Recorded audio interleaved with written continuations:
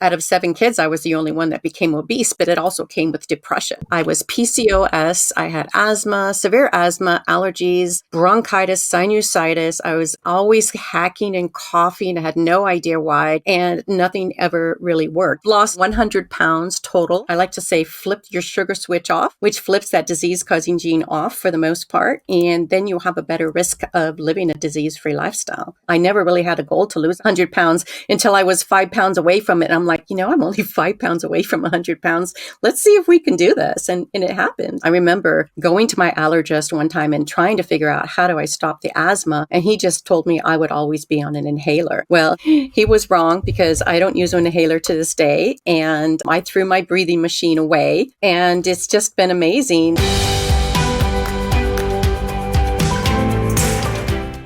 Welcome. We have Lori, I believe it's pronounced Balue, is that correct? Who is joining us to discuss, I guess, some stuff about what she does. And so it says on your screen there, certified FDN, a functional medicine practitioner. And I think you had a certification through the ADAPT program, which I think is, correct me if I'm wrong, I think it's Eric program. It's Cresser. My bad. Sorry about that. I thought Eric had something. No worries. But anyway, thanks for joining us. Do you mind sharing where you're located? I'm in the Los Angeles area up in the high desert. Okay. Of California. Gotcha. I'll have to be there next month for a little quick trip. I guess we'll get started. Maybe just tell us a little bit about your background. Yeah, so I have been overweight. I was overweight most of my life. You're not now, I can tell. No, so that's the part that I solved, but it did take a lifetime, and that's where a meat-based diet really comes in. And there's so many things that we can do, but we didn't know that when in the 70s when I was growing up. And I ended up, out of 7 kids, I was the only one that became obese, but it also came with depression. And so what my mom was trying to do was trying to figure out nutrition for all the kids. The boys, they were ADHD, and me, I was depressed and getting overweight.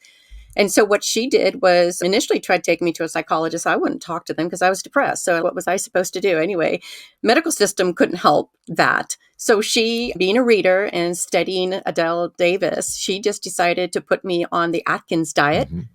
And lo and behold, she noticed I do better with amino acids. And that helped me. I remember I don't remember the diet. The only thing I remember was eating the protein bread that she made for me. How old were you at that time? I had to have been in junior high. Okay. Because I remember starting to get overweight in 6th grade. And by the time I was out of junior high, I had lost 50 pounds. So I got all the way up to 200 pounds. And then every time I gained weight, I would get the depression. And so I didn't know at the time that those were also food sensitivities. I came leaky gut. I ended up having the wheat and dairy sensitivity. And every time I gained weight, I gained depression. And so that was something that I had to battle for decades because I didn't know what was going on. So I would lose the weight and get on that roller coaster ride of weight gain. And it was in my mid 30s that I finally reached my highest weight. And what happened there was I walked in from outside with my 8-year-old son into my house, and my then husband was sitting on the sofa. He doesn't even look at me, and he just says, "When are you going to lose the weight?" So at that very moment, I started my official weight loss journey. I was PCOS. I had asthma, severe asthma, allergies, bronchitis, sinusitis. I was always hacking and coughing. I had no idea why. I'd go to Kaiser. They just put me on. They sent me home with a breathing machine. They'd put me on antibiotics. I'd get on prednisone. And nothing ever really worked. But I did start low-fat dieting because that was what they said back in the day. But the interesting thing about that is I would lose the weight, but I would also gain it back all the time. And I never got healthy. So the asthma never went away. And the depression wouldn't go away. So fast forward to finding the keto diet. I finally discovered that, and that was about 2016. I was about 53. So I lost my 30s and my 40s to obesity, depression, and the standard American diet. I basically was poor quality of life my whole life because I didn't know what I know now. But keto saved my life. It was really amazing that you can just take out the carbohydrates, bring in the fat and the protein, and all of a sudden your brain works. And I never had that kind of brain excitement. I got my energy back. That's that brain energy Dr. Palmer talks about in Georgia E. And it's so empowering to know that all we got to do is change the food that we're putting in our body and we get our energy back. And so that's what propelled me to get into the Chris Kresser's ADAPT program, and then into functional diagnostic nutrition, because I was just so excited about life. This was like a window that opened that I could never see before. And so that's pretty much how my journey started. And I've just been fine tuning it, biohacking it, working on cravings and getting rid of the cravings and losing the weight incrementally when I worked on actually fixing my digestion, fixing protein absorption, and working on stress management, circadian balance. All of those things needed to happen for me in my 50s, in menopause, for me to actually get more weight loss. So it wasn't diet alone that really worked for me. It was the whole lifestyle factors that I've had to actually dial in. And so that's really powerful to know that we can fix our diet, but when, we could also try to see like what is not quite working and what can we do to actually correct that. And that's where functional labs can come in, because we could actually collapse the time it takes to get healthier, figure out what's going underneath the hood, and correct what's not going the way we want it to. So that's what I've been working on and how I work with my clients to find those hidden healing opportunities and what I call like weight loss blocks, because I've started my carnivore journey about 3 months ago. About July 8th, I went to a road trip up to Wyoming, and I started binge listening to all of that podcast with Casey Ruff, with Dr. Chafee and yourself. And then I'm like, let me give this a try and see what happens. I was just feeling like maybe I could improve my energy. And that's exactly what happened. My energy got better. My cravings went away. When I just felt like I had better gut health. So all of that was empowering. Yeah, awesome. Good to hear. And so you said you at something like sixth, seventh grade, you were like 200 pounds and you peaked at 30. How heavy did you get in your 30s? Do you remember? 225, not as high as some people, but it was enough to really knock me off my mental capacity. Yeah. And then you've taken that off. You've taken a lot of that off, I assume. Is that correct? Yeah, I've lost 100 pounds total. Okay. And most of it was, I had already gotten down to 185 and was trying to stay under 200 pounds. So I was continuously trying to starve myself, diet, and stay. If I wasn't dieting, I was gaining weight. So by the time I found keto, I was 185 and still working to get it all off. And so over the last few years, managed, finally got my metabolism all straightened out, and the weight just fell off. So now you're around like 120 or something like that. So it's about 129. Yeah. Awesome. So I was down at 125 and then I'm back and forth between that. And so you've managed to keep that off now for several years, sounds like, which is one of the criticisms of these diets are not sustainable. They're short loss, weight loss tricks, and you can't do it sustainably. And yet I meet people that do this stuff for decades, it seems like. When you, obviously your mom put you on Atkins when you were a little kid, you got some success with that, didn't stay on it for various reasons. When you first went keto, and I noticed for me, when I first went keto, it changed my hunger because I was a big guy. I'd spent some time, 300 pounds. I'm just a big guy and I could eat a lot and I always was eating and liked to eat. And I still like to eat, to be honest, but my hunger was different. Did you see some difference with satiety and hunger when you started going low carb keto and then finally carnivore? Oh, definitely. Because I was doing paleo prior to this. I had done the HCG diet. I was doing paleo. I was focused I studied William Davis, took the wheat out of my diet, but it wasn't until I actually took the sugar and the honey out that I can control my blood sugar, that I could actually turn off my cravings and turn off my hunger. Because as long as I had honey in it, and I know honey specifically because I would remember back when those days when I would have some honey thinking it was healthy, but I would just feel my brain just be out of control and I would be hungry for more. And so once I finally ditched all the fruit, ditched all the dried fruit that I'd been eating prior to keto, that's when all the cravings went away and I was able to actually satiate my appetite because I brought in more fat. I was focused on bulletproof coffee, and even to this day, I need a lot of fat. So just having the bulletproof coffee and having more fat with my meals is critical for my nervous system and for my body type. Yeah, you mentioned blood sugar. Were there issues? Were you diabetic, pre-diabetic, or anything like that? I was pre-diabetic. I do have the obesity gene, and the DNA in my family tends to be obese. My dad had diabetes and died from kidney failure and diabetes complications. I had an older sister who was well over 400 Mm, pounds and died from diabetes and all those complications in her 60s. She just basically suffocated, I think, in just early 2020. mm. And then I was able to keep myself from being diabetic by making these changes. So I've reversed my pre-diabetes, which I probably had my whole life, and no one ever mentioned it because I had the PCOS in my mid 30s and I had the infertility issue. So all of that was happening in the background. I had all the symptoms of that with the blood sugar disbalance. My eyes were wonky. There was the blood sugar dysregulation that I was having.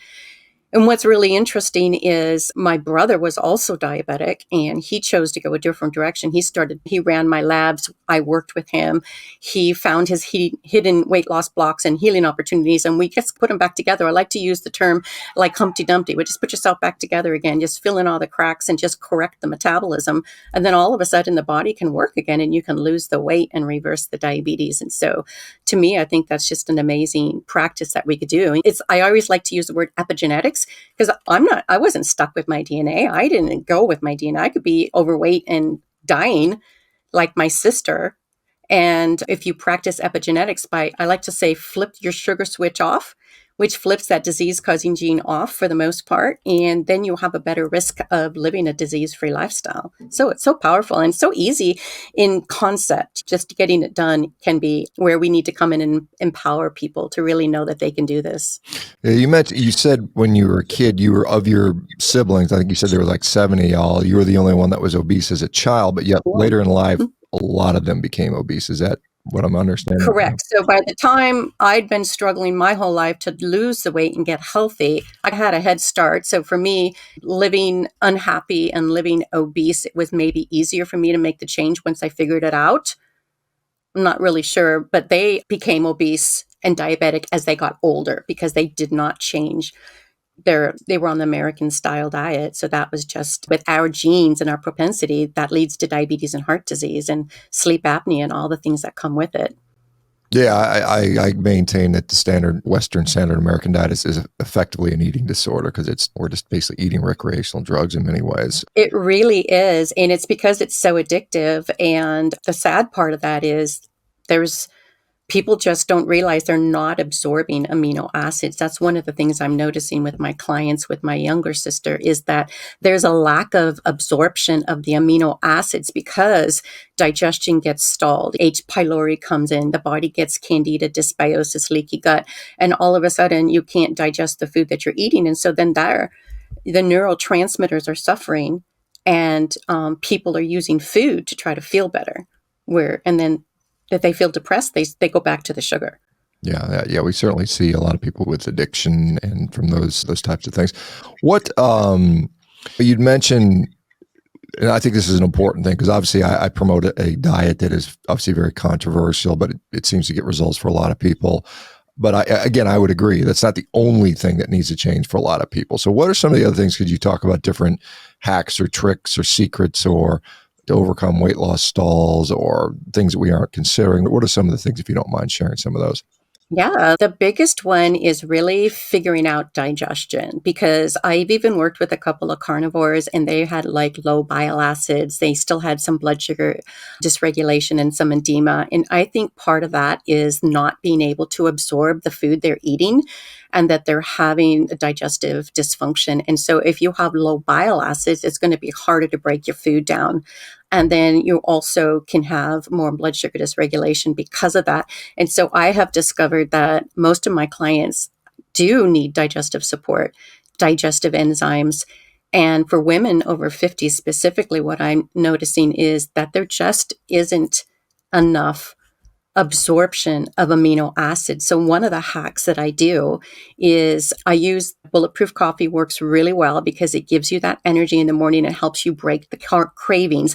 But if you add collagen to that, and if you add perfect amino, so amino acid powders, you're now getting a full complex of protein that's highly absorbable and it makes the brain feel good. And I've just got a testimony from my sister just recently that she's finally she cracked her carb code and stopped the cravings because now she's using the digestive enzymes, she's using the protein aminos, and the perfect aminos. And it not only stopped your cravings so that she could actually focus on diet change, because that's the other problem is you can't stop those cravings. It's hard to make the lifestyle changes that we need to make. And so that's critical to really get to that balance of how can you balance your body. So it's not that we can't do this. It's not that you're not trying hard. It's that what is your body doing and how can you get it to absorb the food you need to absorb so that your body can function, so you can get that brain energy, because that's what helped me. And so now she can absorb her amino acids, and she has better neurotransmitter management because the cravings went away. But she'd been trying keto for years. I've been working with her for years, and she couldn't do it all fully because the cravings would come back, the depression would come back, and issues with binging would come back until the absorption with digestive enzymes and bringing in the perfect aminos to help with getting that into the brain so that you can then get to the next action step to really adjust the diet more. How do you mention difficulty absorbing amino acids? How are you assessing that? Because I know we can look at serum amino acid levels. Is there some way you can assess that can say that's really the problem? Yeah, one of the things I do is I run a GI map test, and it can show the bacteria, and then it also shows like steatocrit, where what is your fat digestion. And I run another test that also shows indican and low bile acid. And so you can look at the patterns and see that there's malabsorption of protein and malabsorption of the fat. And then looking at the bacteria and actually looking at a metabolic analysis as well, and looking and listening to the client as to their symptoms, you can see that or put together and correlate that they have low stomach acid. Especially the gas and the bloating, that can be an indication too of low stomach acid. And then a lot of the times what I'll find is the H. pylori, and the H. pylori lowers your stomach acid and causes your body to not really break down your food as readily. And that can cause a lot of downstream problems for people for that digestion. Yeah. So I guess if we assume why we eat to obtain nutrition, if you can't absorb things, then you're going to have some cravings because you're just not absorbing your nutrition. And in your experience, what sort of digestive support enzymes or what other products have been successful? Because I think some are probably less successful than others in my experience. What are your thoughts? Yeah, I like this brand called from Enzymatica. It's Digest Gold. It's a full spectrum digest enzyme, and it has a lot of good lipase. It has good protease, so it's going to help you break down your fat and your protein. They even have a product called Lipo Gold. That one is more focused on fat digestion, especially when you're starting a lower carb diet and you're bringing in more fat. That's going to help you break it all down. And if you take those systemically in an empty stomach, it could help clear out the gut systemically and work on breaking up some of that biofilm. That's another product that I like that I had a lot of success with is with the Bioptimizer's Capex, which is designed specifically for keto diets and for a high-fat diet. But if you use their protocol and if you use their digestive enzymes, that was the one thing that actually broke apart the biofilm, and I could just feel everything sloughing off in my gut and just coming out and just really resetting myself. And within 3 months, I lost 15 pounds and doing nothing different. I still following the same diet. I just brought in the digestive enzymes, and it was just like a miracle. I even sent them an email, and they had a team meeting, and it's, wow, this was so powerful. But it's just amazing. So I'm always was looking at how can I maximize what I'm doing and find the hack that's going to help me feel better and get to the next level so that I could just keep going with this process and see if I can lose more weight. I never really had a goal to lose 100 pounds until I was 5 pounds away from it. And I'm like, I'm only 5 pounds away from 100 pounds. Let's see if we can do this. And it happened. It just happened. Yeah, it's awesome. That's wonderful. And as far as, it seems counterintuitive because you say I'm taking enzymes to allow me to better absorb nutrition, which is leading to weight loss, which sound like it would be the opposite, because then you would think that if you're losing nutrition, you would automatically lose weight, because there's people that when you're not absorbing your food, where is it going? It's going in the toilet, right? I think part of the problem with obesity and even diabetes, because I've been hearing people are starving from malnutrition, and yet they're eating all of these processed food, all of these carbohydrates, and they're still not getting the nourishment that they need for their at the cellular level. And so their body is always wanting to eat, and they want more protein. So until we hit our protein threshold, the appetite can't turn off. It won't turn off. It's going to keep looking for protein. And so that's really what's interesting is when we are eating an animal-based diet or bringing in fat and protein, we're actually starting to get nourished at the cellular level. And that's what's giving us the support that we need to really get to the next level of nutrition so that we can start healing. All right. Are there other things outside of adding a supplement that have been beneficial? I assume there are, but Oh, yeah. Lifestyle management and stress reduction and circadian balance has been huge. Just getting that sunlight is amazing because as a woman over 50 in menopause, there's a lot of stress. Our adrenals tend to be more burned out. And as we lose estrogen and become more insulin resistant, we need to not only balance things with a low carb diet, but get that stress reduction under control. The stress. And so getting outside and grounding and getting the sunlight is huge to really get out there and get to the next level of managing our nervous system. So I believe that one is huge. It's made a big difference in me. That was actually like another 20 pounds of weight loss, just getting that dialed in. But I never gave up the diet. I never gave up meat, fat, and protein. What I added to it was lifestyle factors that ended up being exactly what I needed for my body as I tuned into it. And getting more fat had been critical for me. So maybe people have different fat criteria, maybe based on their neurotransmitters and how their absorption is working in their body. You mentioned, and this is a topic that a lot of women that fall in this category are always interested in, so I'll have you maybe opine here. Menopause, premenopause, perimenopause, that's a time where a lot of women just feel like they get an unfair deal. Their hormones change, they often gain weight, or they struggle with various things. What are some of the things that you've found that have been helpful for you for perhaps just even weight loss? So with the menopause, one of the things I mentioned, when we're low on estrogen, we appear to become more insulin resistant. Therefore, we get more of that belly fat. So getting on the low carb diet and being more meat-based is actually critical for this hormone regulation, and getting more fat to balance the hormones becomes important, and managing the stress hormones. When we get our hormones managed with the right cholesterol, with the right fat, then we're able to actually balance the whole metabolic system so that we can lose weight more readily.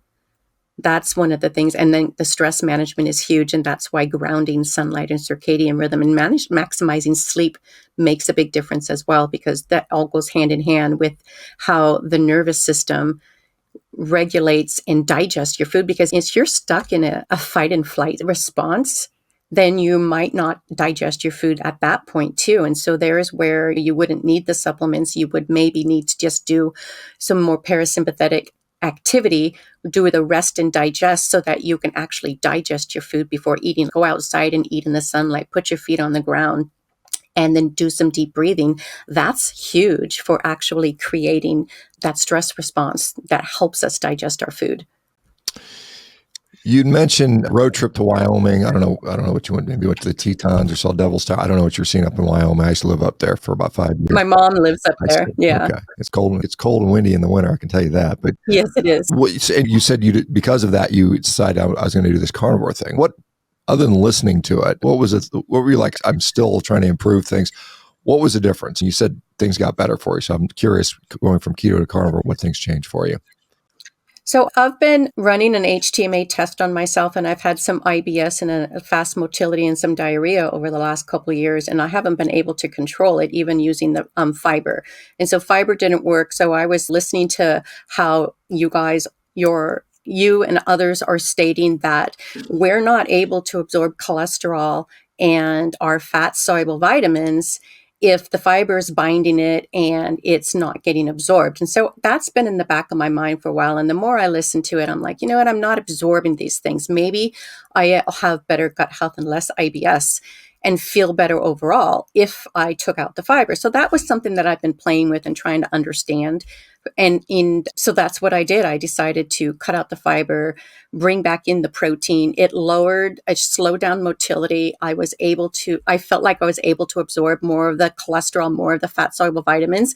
And then that made a really big difference in reducing, again, my cravings. I felt stronger, more mental clarity. And then I almost immediately went into a 4-day fast and just felt great. I usually do like a sardine fast more than a water fast. And it just makes me feel really good to do that. So that was one of the things that I noticed. It really made a difference on slowing motility down, and taking out those fibers seemed to make a difference for my body specifically. Yeah. And again, I certainly have voiced my criticism on the necessity of fiber many times. Yeah. And I think, anyway, I tend to think it's overrated for human physiology. I think in context of a standard Western diet, it probably makes sense, but outside of that, maybe not so much. So I was going to say, I just recently bought a cauliflower and decided I was going to eat it because I used to love cauliflower, mashed cauliflower specifically. But I tell you, my body was like, what are you eating? That smells gross. That tastes gross. I got gas and bloating. And I'm like, I'm never going to touch another cauliflower again. So it's like my body taking that out. I was able to then get new information into how I should eat, which I thought was interesting. Yeah, I've never been a fan of even when I was on a ketogenic diet nearly 10 years ago. I remember all the cauliflower products. Sounds like cauliflower rices and pizzas. Like, this is disgusting, quite honestly. I never liked cauliflower to start with, though. Chris, I think, was plant-based or vegan at one point, and he stepped away from that. I think it ruined his gut or so. I don't remember what Chris's story is, but are you still attached to his program? Is that something you're still actively doing? I studied health coaching from him, and I studied functional nutrition. So when he was putting his program together, it was based on paleo nutrition and ancestral nutrition. And so that was what I was studying at the time, which is why I got excited about it. But I couldn't thrive on the paleo diet. My blood sugar and prediabetes was too high to manage a paleo diet. I had to take all the fruit out, as I was down to just goji berries, golden berries, and mulberries, which I thought were good antioxidant-rich foods, but they still were keeping me pre-diabetic and my eyes were wonky. So even though he states, and that was what I was following, doing a paleo diet, was still too much honey, too much sugar, too much fruit for me, for my body. It didn't work. And so I don't think it's low carb enough for people who have the propensity to have obesity, who are overweight, and who do have prediabetes.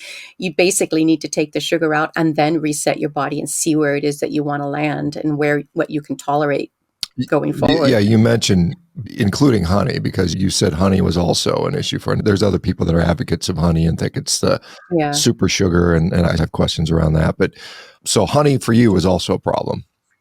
Oh, yeah. Immediately brain fog. I could just feel it. It's like a cloud coming down the street, immediately just overtakes me. And then it just causes cravings. Even blueberries. If I eat blueberries, I have to have more. And so anything that's really sweet like that, I really don't have a good off switch. As soon as my body gets sugary taste or something that really tastes good, I'll tend to overeat it. And so I need to just stay away from it because I can't control the hormonal surge that comes into me that tells me go get more. That survival switch flips back on, and then my hormones are driven to go eat more food. Yeah, if we look at how berries it's very seasonal, and they usually tend to be in the fall. And like you see, like hibernate, like a bear will just eat massive amounts of berries, put on body fat, and they can be easy to overconsume for sure. I know people that sometimes struggle with that with anything, but sometimes hard to moderate things. So since you went keto back, you said 2016, carnivore just recently, what are the major things you've seen that have changed for you? If you can just maybe catalog some of those. Right. So I had a big problem with asthma, and it initially was like 11, I would have allergies and sinusitis and bronchitis almost like 11 months out of the year. So I did have to get on immune therapy to manage that. Got it down to maybe 3 weeks out of the month, but I would get severe asthma, have to get on an inhaler. I had a breathing machine, and I'd be on prednisone and antibiotics, and I would always get congestion, sinusitis, and bronchitis every single March. When I started keto, that was the first thing that started to diminish. So it took me at least a year, maybe 2 years to fully get comfortable with the fact that I was not going to have asthma and that I didn't need that breathing machine. But I don't think I ever had to go back to the doctor to get sinusitis anymore. But I remember going to my allergist one time and trying to figure out how do I stop the asthma. And he just told me I would always be on an inhaler. He was wrong because I don't use an inhaler to this day. And I threw my breathing machine away. And it's just been amazing that I don't have any congestion anymore. Unless I get too much dairy, then I'll have some congestion. But I never have congestion at night anymore. The allergies barely react. I don't even react with any wheezing anymore for that asthma. It's just all gone. So that was amazing to reduce. That and the depression really gave me my life back. Yeah, it's one of those things that's interesting because a lot of people don't realize that asthma has some level of autoimmunity to it, and a low carb and certainly a carnivore diet seems to be quite effective for a lot of people with autoimmune conditions. So I've seen that repeatedly. The asthma gets better, which is, as you mentioned, most doctors will say it is what it is. Here's your inhaler. Right. Here's your steroids. Here's your Advair or whatever they're going to give you for the rest of your life. And so it's good to be off those medications. Did you, at any point when you were improving your thing through diet, continue to see physicians and get input, or was that just like, I'm done with these guys and move on from there? No, I was done with them because I had gone, before I started my keto journey, I'd gone to a doctor to figure out why I have a rapid heart rate, what's going on with my body. And he wanted to just put a heart monitor on me, told me to go get a CT scan, dismissed me and made me feel uncomfortable. And I never went back after that. I just decided to be my own health detective and I was going to figure this out on my own. So I just started reading more and really starting to work with, that's why as a functional nutrition practitioner, I just got more into understanding supplements and trying to work on the symptoms, but that never actually cleared up the asthma. It would support the symptoms a little bit, but it never healed my body. It has to be food to heal your body. The supplements can be targeted to help with symptoms in the moment, but they're not something that are going to fix the bodies per se. So it was that, I forgot the question. What was the question again specifically? Oh, I was just asking you the things that you'd seen that improved over time with the diet. Yes. Yeah. So it's one of the interesting things was I was having sore degenerating knees. Just before starting keto, I went down the Grand Canyon and my knees had excruciating pain walking down. And I usually go back like once a year, every 2 years to the Grand Canyon. And I started to notice that my knees were healthier. They're no longer sore. So the arthritis, the pain in my knees all went away. And for my 60th birthday, after losing 100 pounds, I went and did a 24-mile rim-to-rim hike across the Grand Canyon. I built muscles. My legs are stronger. I felt better. I had energy. I could be on my feet all day. I can be outside all day.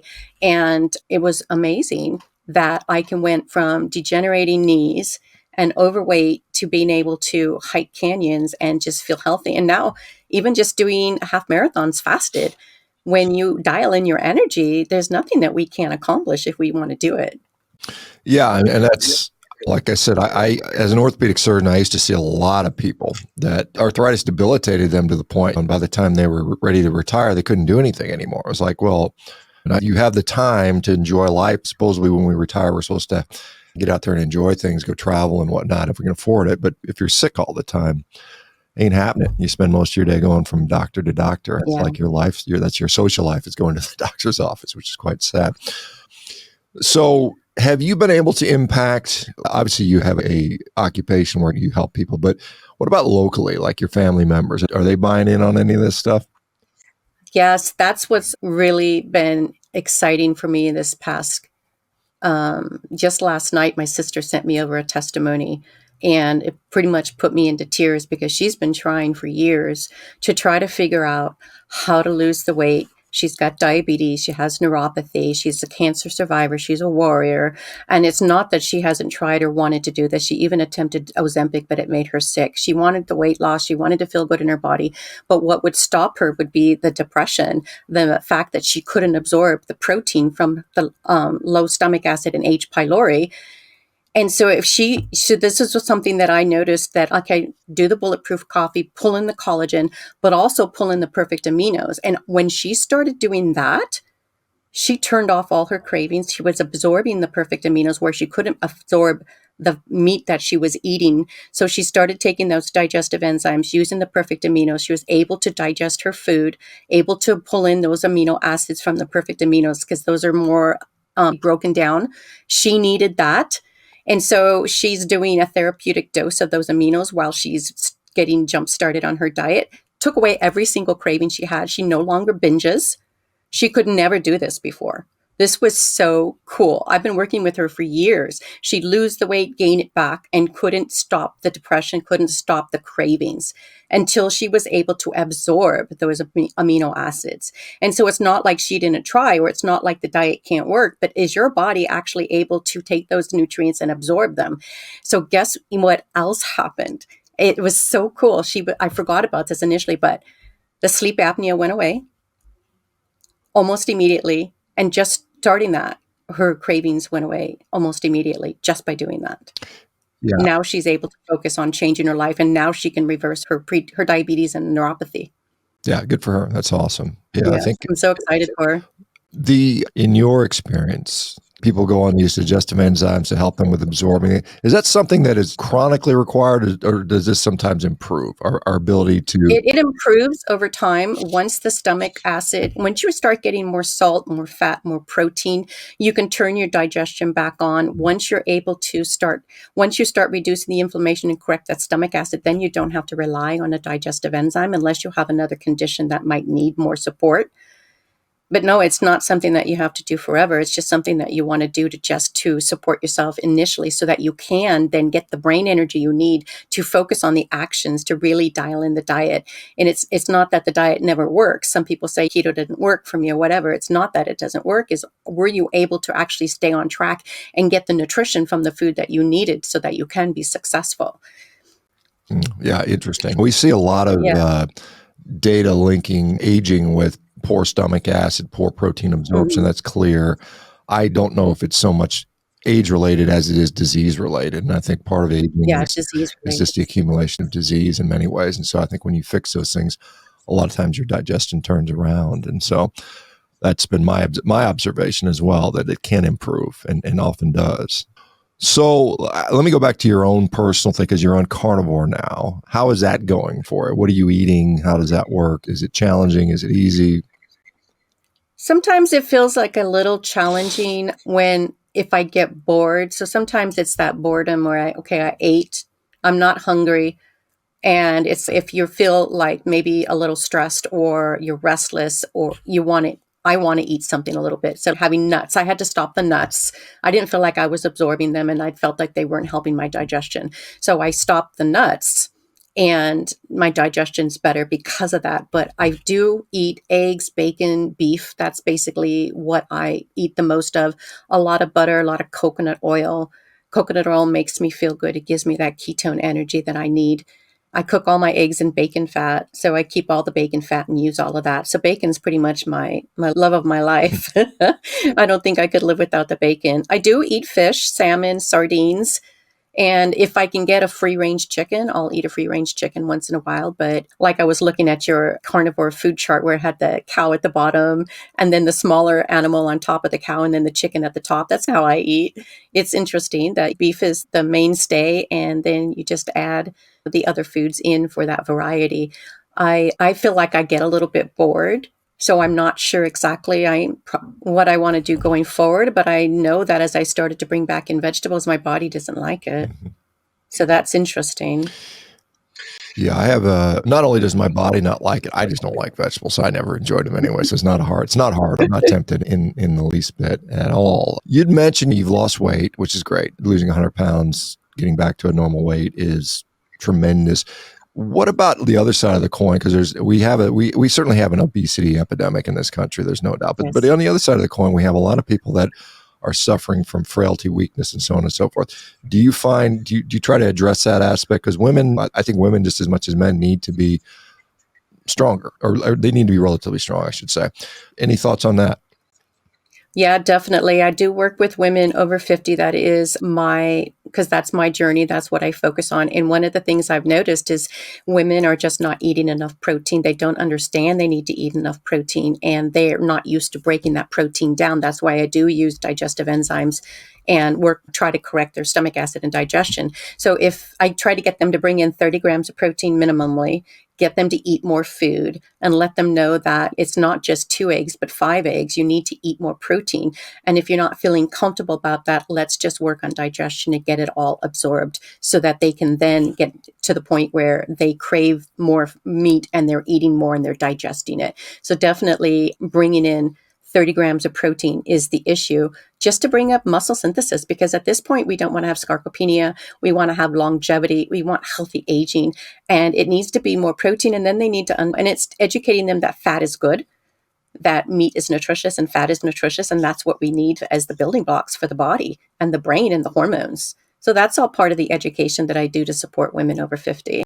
You say 30 grams. That's per meal, I'm assuming. Is that correct? Per meal, right? Yeah. Per meal, trying to get them to focus on counting those protein grams. Yeah. And so that's made a big difference for me because I'm actually building muscle in my 60s, which is pretty cool. I'm excited about that. Yeah, it's super cool. I'm not far from joining the 60 crowd here. I've got 2 years left. And I'll be there. You've got your muscle already built up. Well, it's just keeping it. And that's the thing, is making sure you can keep it. That's working, obviously. And I eat a hell of a lot of protein, to be honest. And yeah, like 6 eggs or 5 eggs would be 30 grams. And there's about 6 grams right. typically. And so what about, do you have an online sort of presence or anything like that? How do you? Yes, I'm on Instagram. I have a YouTube station. It's Holistic Low Carb Weight Loss for Women Over 50 is my YouTube station. I'm at Lori Balue Weight Loss on Instagram, and I'm the only Lori Balue out there on social media, so it's going to be easy to find me on Facebook, Instagram, and YouTube. And I just started a TikTok station. So I am out there. I'm putting out the message. I want to empower women. That's my mission. My pain to purpose story is to really get out there and empower women, to let them know that they can make these changes at any age. We can get stronger. We can actually turn off those disease-causing genes and not have to live with disease as we get older. We can have longevity. And that's what my brother noticed. I did forget to mention that he has reversed his diabetes and off his diabetic medications because he's been following what I do. And I inspired him, and I'm inspiring my sister, and my little brother's trying to do it as well. So they know that it works. They got to it's that brain addiction to the chemicals and to the sugars that makes it so hard for everybody. If just get off the UPFs, it makes it so much easier. But what is that bridge to help you get there? And that's where I like digestive enzymes and the perfect aminos to help get those amino acids into the brain so you can make the next step to be more strict with your diet.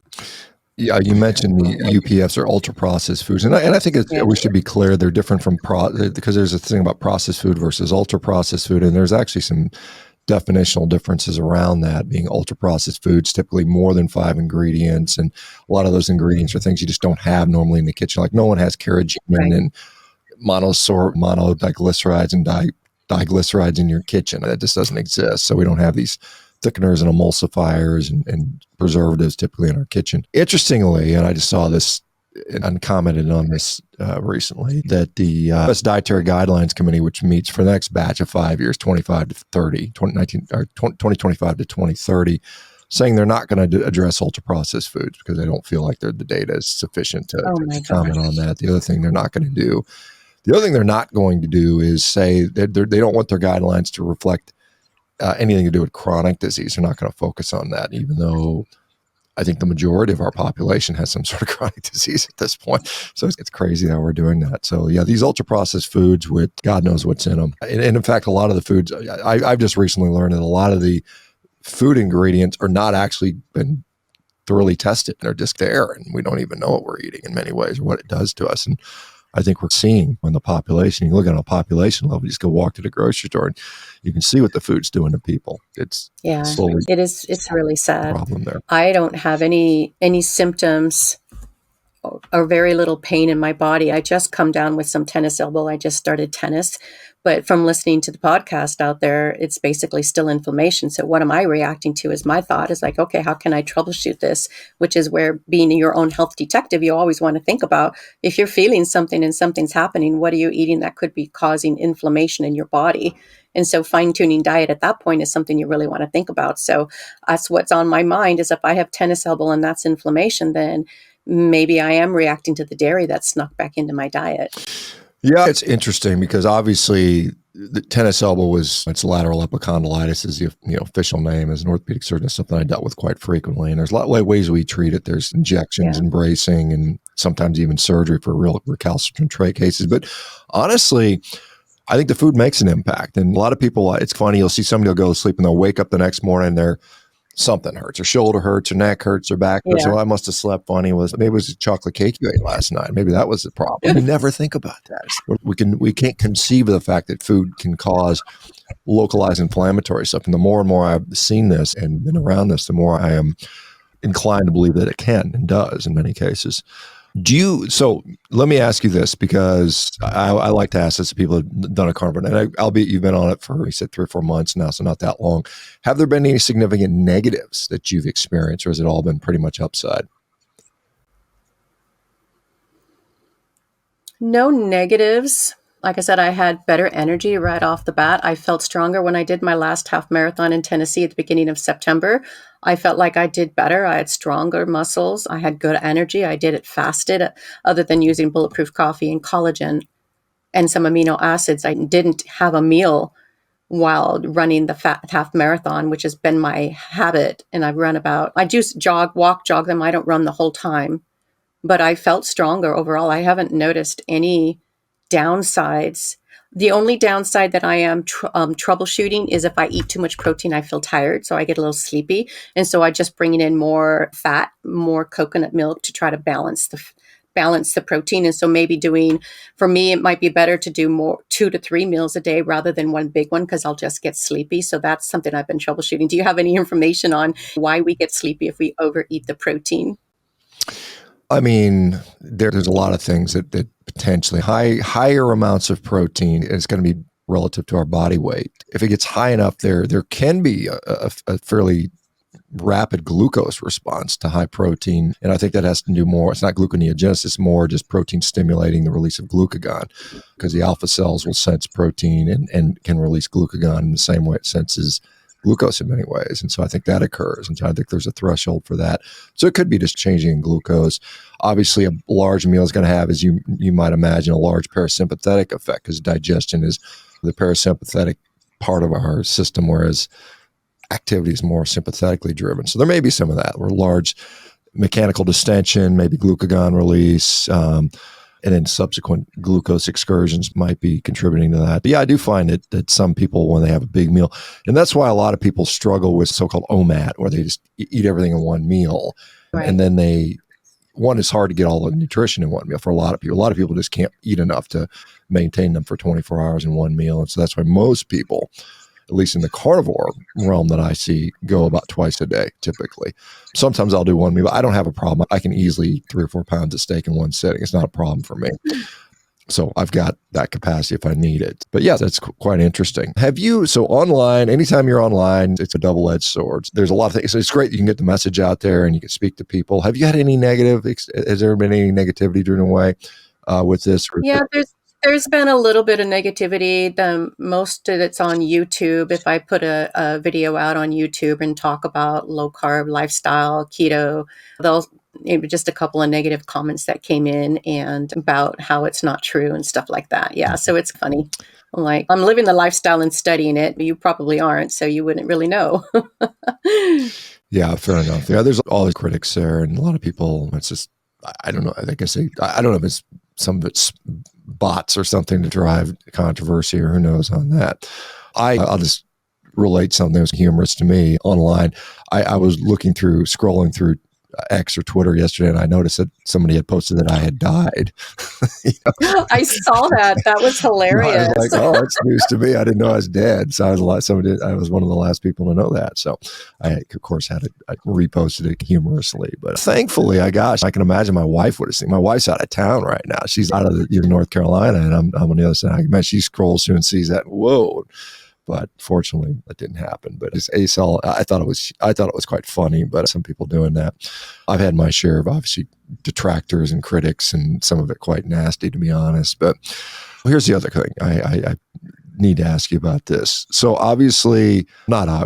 potentially eating a low carb, ketogenic, and even a carnivore diet, you would have issues with higher cholesterol potentially, particularly as you get leaner and leaner as it comes to turn out that we're finding that out, that it's associated with leanness. Is that a concern for you, or do we know if it's high, or do you care? I know my cholesterol is high. It's probably about 345. That's quite high. Yeah, most people would say it's quite high. Yeah, but my HDL is around 70 and my triglycerides are about the same. My HDL may be more 60. It was 110 at one point. Yeah. But my triglycerides have come down I had HDL about 2 years ago that was 110 and triglycerides were 110. Those have both come down. And my ratio is 1.5 and I don't feel like I have a problem. I wanted to absorb more cholesterol. I didn't want it to just get pulled out of my body and not used. Because I want I want the nutrients from my neurotransmitters to be absorbed. So I'm not concerned about it per se, but I know a lot of people are. And I'm going to get my blood work checked again this winter, but I haven't done it in a year. Yeah. But I wasn't alarmed. I had all green markers other than a viral load that I may have had in college. I had some kind of a viral infection in the past that somebody noted to me. And a little bit of leaky gut because of the metal detoxification that I'm doing. Since I have my minerals balanced, I'm doing metal detoxification, pulling out aluminum, pulling out mercury.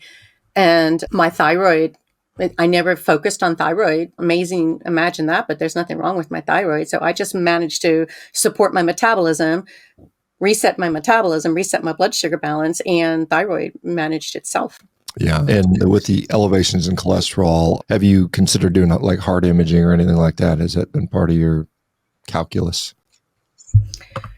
I haven't really thought about it. I hear and listen to podcasts daily and listen to all the doctors talking about cholesterol and how it's not the LDL, but our HDL and triglycerides that we really need to focus on.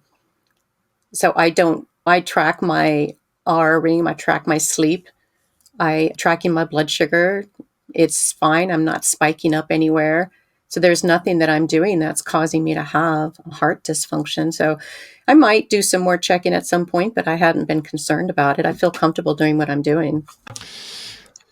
Yeah, it's an interesting time where we're figuring out how much nuance is there. And like I said, I don't pretend to know that I know the exact answer on any of that stuff. I think it's clearly nuanced in my view. But one of the things is interesting about HDL in particular is it's associated with muscle mass. It actually decreases with more muscle mass. So it may have been that the fact that you started putting on more muscle has driven your HDL down. There's actually a paper on that talks about the relationship from lean muscle mass and HDL. And actually, the more lean mass you have, the lower your HDL can be. So that's kind of an interesting thing. So it is interesting. Yeah. Unfortunately, we are just about out of time. Laura, I really appreciate you giving in here and giving your testimony. Where do people go? Just repeat again. I know you mentioned it earlier, but where do people go? So I'm on Instagram at Lori Balue Weight Loss, and I'm also on YouTube at Lori Balue Weight Loss for low carb weight loss for women over 50. And you can hang out there, ask me questions. And if you'd like to get on a call, I do have a free strategy call, and we can figure out what's going on in your body and what you might need to do and see if the labs would be something that would work for you to get your life back on track quickly rather than spending time just guessing. So the testing really makes a big difference because you get to test and not guess and get things put back together again in 6 months, what makes it quicker to get your life under control. All right. Very good. Thank you so much. Appreciate it.